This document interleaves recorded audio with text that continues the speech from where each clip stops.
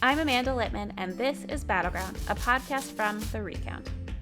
Our guest this week on Battleground is Cristina Tzintzún Ramirez, Executive Director of NextGen America. And we're not just about trying to make change at the margins, we're trying to change the status quo for young people because that's what they need and want.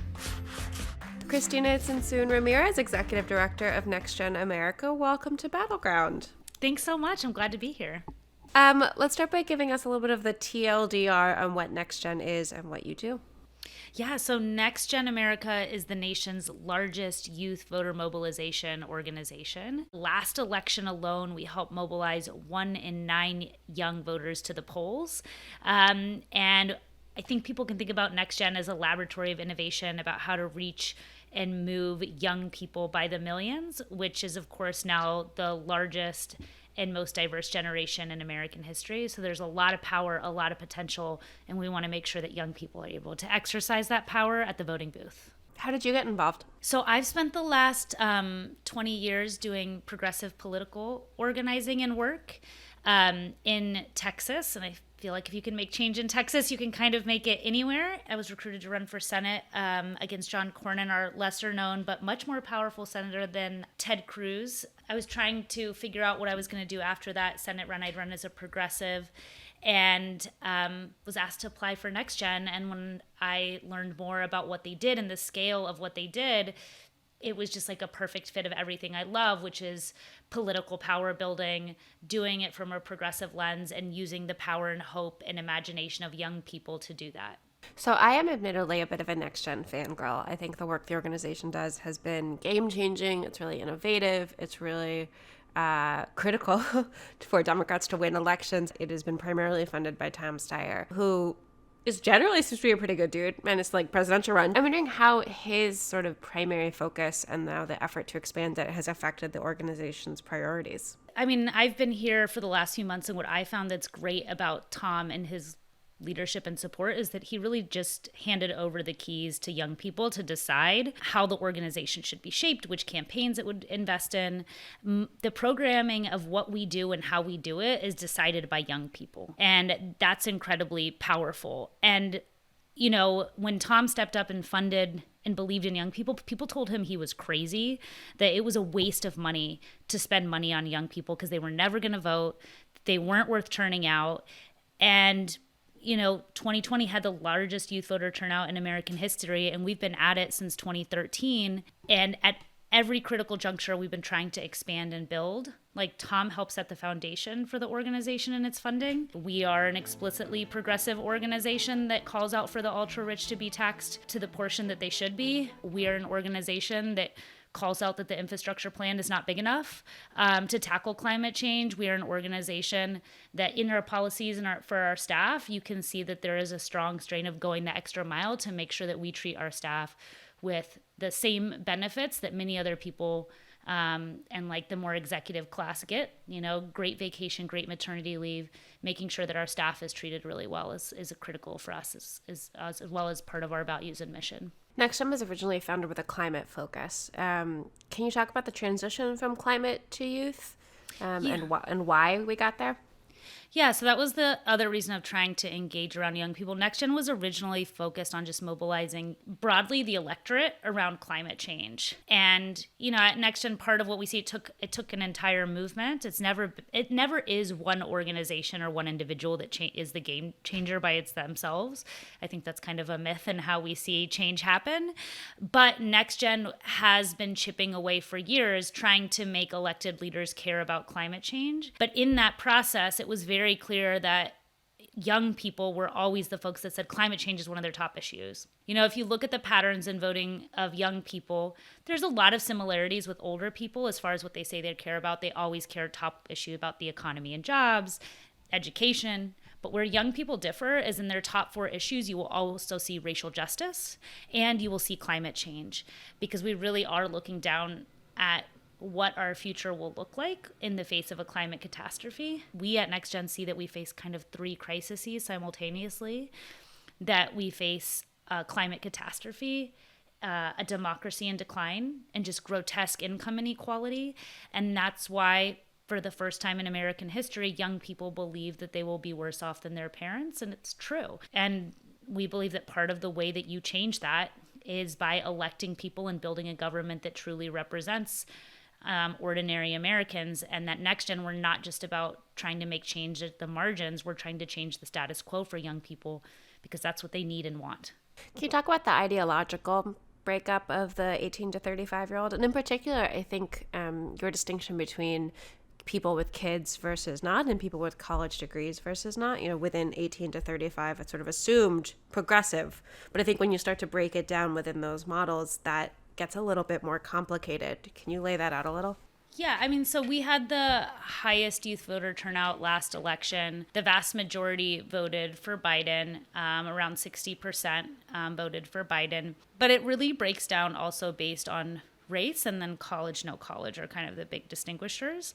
And part of that has to do with the organizing and the message that progressives utilize as far as how they campaign. But based on race, right, there are big differences between young Latinos and African Americans and white young people. In my home state of Texas, for example, the majority of young white folks in that age group voted for Trump.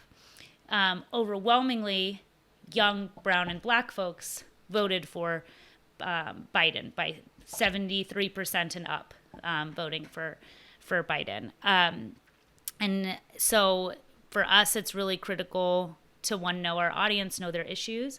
But then some of the other work I think that's important is to go speak to young white folks as well and talk to them about what Democrats stand for. If we're not going out and speaking to young white folks, then the other side is.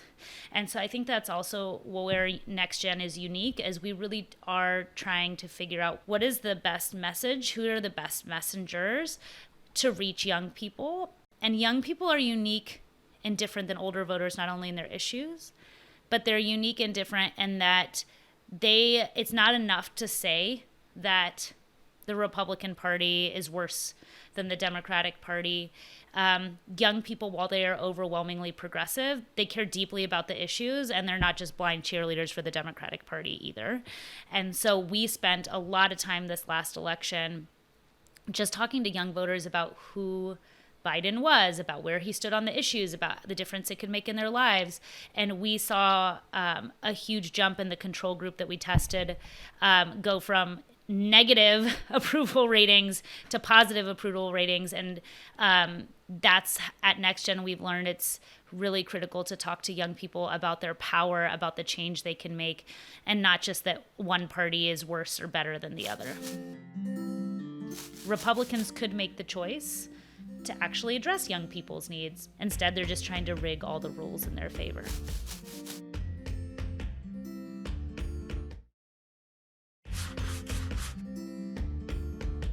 Young voters can really smell bullshit.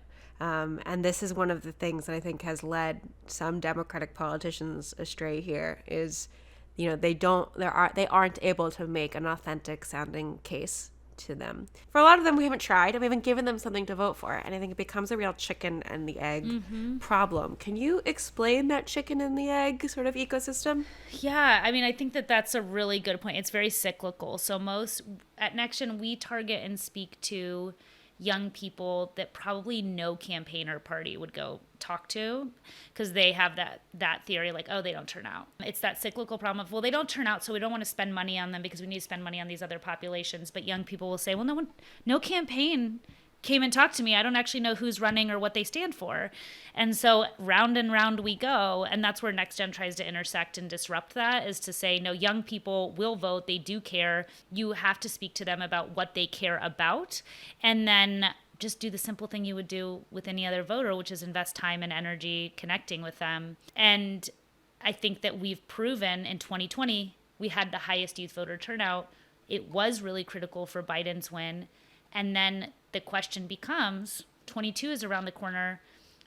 I don't think Democrats have the excuse anymore that young people don't vote because they turned out and voted. So if they don't vote, if they don't invest in them, it's to their own peril. I want to actually really articulate this, because I'm not sure all of our listeners realize this. For most campaigns, the way you decide who's in your turnout universe, the people you're going to talk to this election cycle to get them to show up at the polls, is by looking at previous voter history. And we know that voting is a habit. The most likely voter in 2022 is the person who voted in 2020 and in 2018 and in 2014 16 and 14 in the past. And actually, I would love for you to talk about the value of the investment in youth outreach is that when you create a voter, it's often very expensive, but then the payoff yields dividends for decades. Have you guys measured the long-term investment of this work? Right now, we're keeping in contact with millions of young voters and telling them this is why your vote mattered. And we see a 13% margin jump in those people that turn out compared to the people that aren't part of our NextGen community. If you stay in contact, tell them why their vote matters, they turn out. And then for young people that are able to vote in 2 cycles, then they become regular voters and lifetime progressive voters. The common train of thought is that traditionally young people just get more conservative as they get older and they can't be counted on either. But what we're seeing with older millennials is they break that they are staying very progressive. And so this young, diverse generation that's coming of age, that again is the largest voting bloc, if progressives go and win them, they're going to probably win them for a lifetime. The Democratic Party has come a long way. You know, as a Latina, as a child of immigrants, I, for a long time, didn't feel like the Democratic Party was necessarily my party either. We still have a ways to go as certain border policies and things go. But overall, the Democratic Party is not saying that they're not calling our communities and families illegal aliens anymore. They're not saying we don't have a role or place in this country.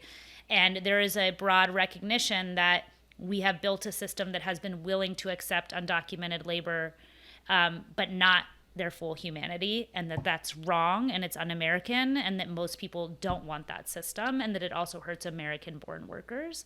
And we've also come a long way as a party on criminal justice reform. And if we think back to the 90s and where the Democratic Party was on criminal justice, it's a long way. And then lastly, on LGBTQ equality, it's a very different day than it was a while back. And now we're at the next place of where the party is finally honoring where it needs to be, I think broadly, except 2 senators that are holding everything up, is that the party has to be for the working class and middle class families, and that means taxing the rich. It means raising the minimum wage. It means supporting unions. It means economic justice broadly. Do you notice a difference between the people for whom 2016 was their first election versus 2018 versus 2020 versus the folks who are turning 18 now, and maybe the protests or the pandemic are really their political awakening?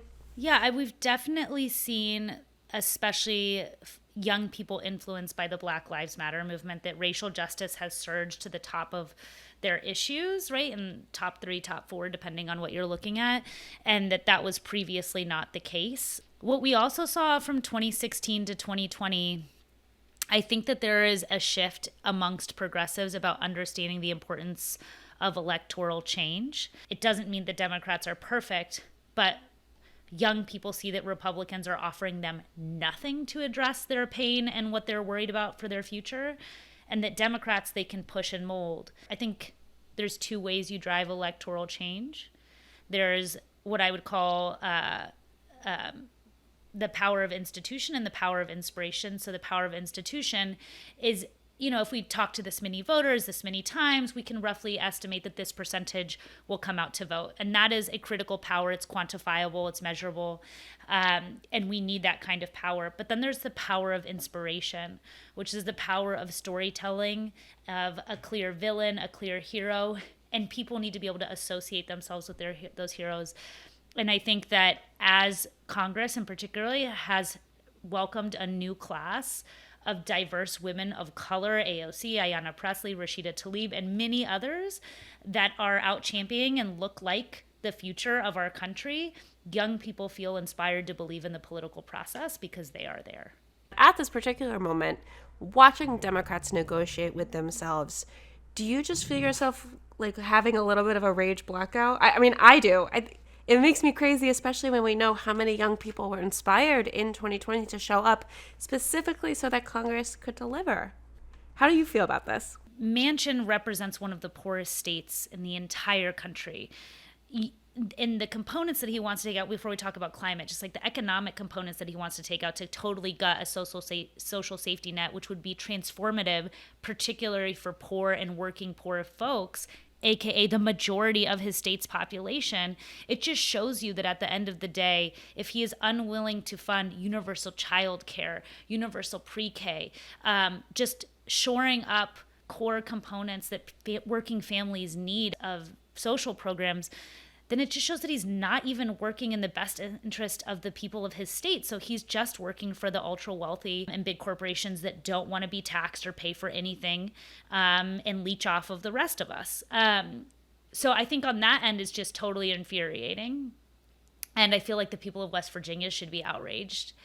And then on climate, he's trying to use his position to be able to negotiate and decide what the core components of climate are, even though no senator is more influenced by the fossil fuel industry or the coal industry than him.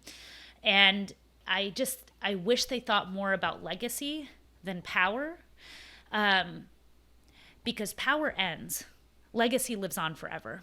And his legacy will be one that took our country and the planet into a suicidal future. I can't even imagine they're thinking about power either, because the unwillingness to kill the filibuster and then pass voting rights legislation means that they are almost definitely going to lose the majority in 2022, if not 2024, which means Joe Manchin won't even have any leverage to engage in. And I do want to nail down on the voting rights legislation piece too, because it is specifically targeting young people in states like Georgia and Texas. This is legislation specifically meant to make it harder for 18 to 24-year-olds, for especially young people of color who are often more transient, to show up at the polls.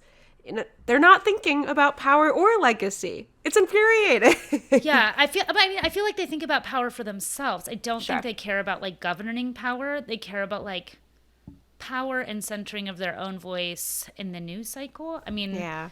But you're right on the voting rights legislation. We had our Democratic delegation leave the state courageously and go to Washington to say, look, this is the courage and the extreme nature of how we have to act to defend the basic right to vote in our state. And in Texas and in Arizona and Georgia, you're also talking about states with huge racial generation gaps. So, at NextGen, we understand that the voter suppression bills and that we see sweeping the country are attacking race plus generation, and specifically the power of young people of color that really, if you look at their voting patterns, they're sending a very clear message to Republicans. You aren't offering us anything for our lives, for our needs, for the pain we suffer every day. And we see that Democrats are at least willing to try, so we're going to go with them. Republicans could make the choice to actually address young people's needs, and young people of color's needs. Instead, they're just trying to rig all the rules in their favor. On every issue that you could possibly imagine, it feels like we went 40 years back almost overnight.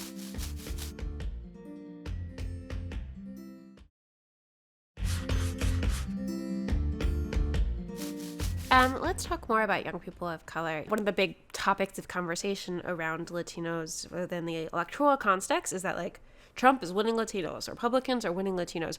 Is that true generationally? No. In Texas, Biden won, I think the number was 73% of the Latino vote under age 30. And then, of course, hands down during the Democratic primary, Bernie swept the youth Latino vote. And the reason he swept the youth Latino vote is because he put time and money into reaching the Latino population around the issues that they care about: healthcare, raising the minimum wage, canceling student debt. These are big issues in a community where we are the least likely to have healthcare, the most likely to make under $15 an hour, and the least likely to go to college. So because we feel like we can't afford it. So I think all that does prove is, in South Texas, the Latino population are economic populists. The Republican Party is spending time and money in organizing Latino voters, many of who are older, but are turning out. I think there's two ways to read the Latino vote. I think if you read the press, they will paint Latino voters as not monolithic, and thus Democrats can't really count on them anyway. And so, why bother, essentially? The way I read it is the Latino vote is not monolithic. They're going to vote for who reaches them first, with the message that addresses their pain most acutely. So Democrats have a choice. Do they go invest the time and energy with the right message to reach those populations or not? Let's talk a little bit more about the tactics and organizing. What is the strategy that makes reaching young voters different than maybe reaching baby boomers, older generations? Yeah, so, I'm sitting here, I've got like my cell phone next to me, like pinging every 2 seconds with people texting me and notifications of different apps I'm on and things like that. And a huge way we reach young people, the best way is always in person to reach people, but most young people are also reachable by their phones, on social media. We have come up with a host of ways to organize young people online, just so people understand. Like last election, we had a whole team that just built out the largest influencer program in the country that any campaign ran. And, I think people think an influencer program is like,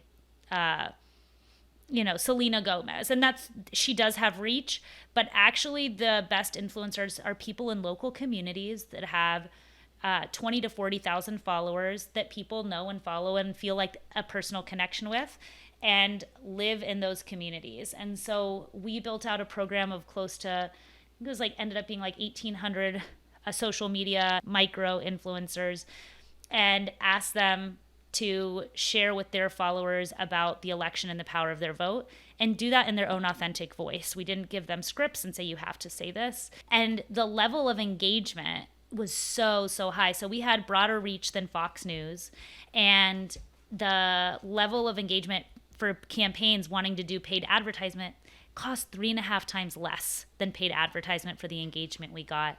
And this coming election, we're going to be measuring, well, what does that actually mean in vote impact and turnout, not just engagement. But we saw it was super cost effective, far reach, and that it's the best way to reach young people.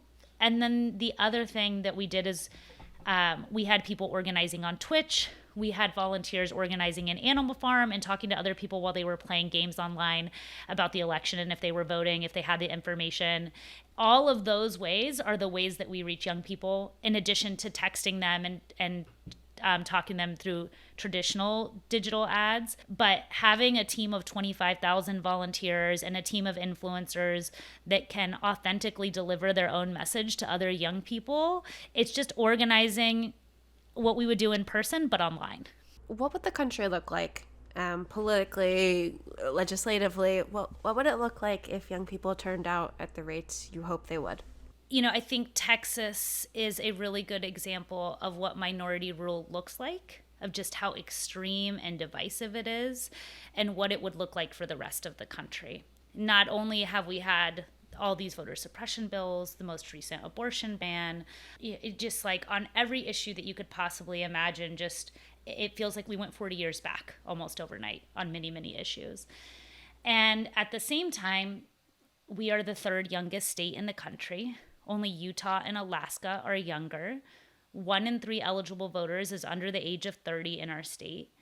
And if politicians actually had to answer to the will of those voters, in Texas, we would be leading on tackling climate change, because no state can produce more solar or wind energy than Texas. The minimum wage would be a minimum of $15 an hour. Marijuana would be legal. We would have near universal health care. And that's just some of the issues where Texas would be a very, very different place. I don't think we should see it as right versus left, but top versus bottom. Most people are outraged by just what seems like grotesque income inequality in a system that only works for the ultra rich, right? And we also see a democracy in decline because of that, and facing down the consequences of climate change that are growing very real by the day for people across the country. That level of crisis, that level of just broad, deep pain that is experienced by the millions, requires the imagination and boldness of young people that are unwilling to accept small measures and steps when the crisis demands big leaps and us jumping over hurdles. Amazing. Cristina Tzintzún Ramirez, Executive Director of NextGen, thank you for taking the time to talk. Thanks so much. It's great to be here.